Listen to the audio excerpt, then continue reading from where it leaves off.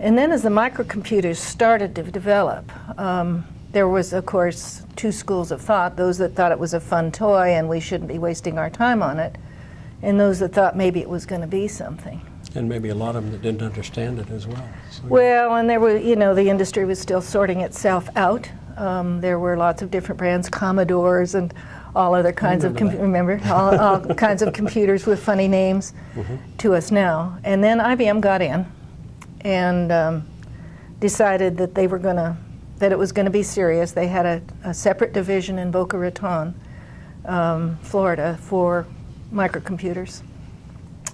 And one of the most, you know, interesting times for me was when, this would be in 1986, the summer of 1986. Early in the spring, IBM came out with an offer that if we could put together a deal for 500 microcomputers, we could get them at a very much reduced price, which I think, I don't know for sure, but looking back, I'm guessing we were paying $3,000 a computer, and we were getting, you know, that would be what the micros were costing in those days, instead of what they cost now, way less. And I think we could get them for a couple thousand if we put this order of 500.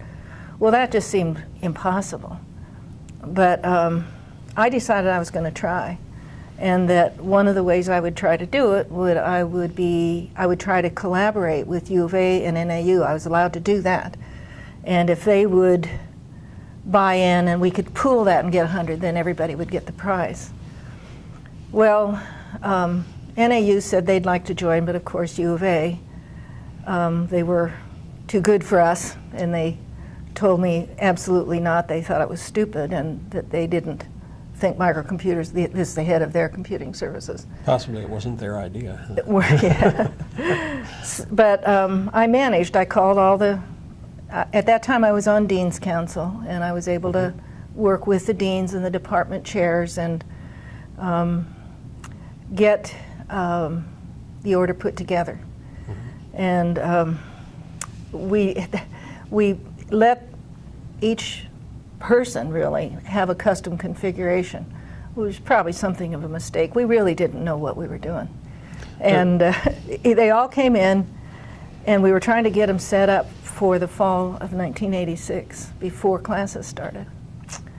And Daryl Eschbach and his crew was unpacking this truck full of stuff, and there were parts and boxes absolutely everywhere, all outside the building. We had it all cluttered up for several days.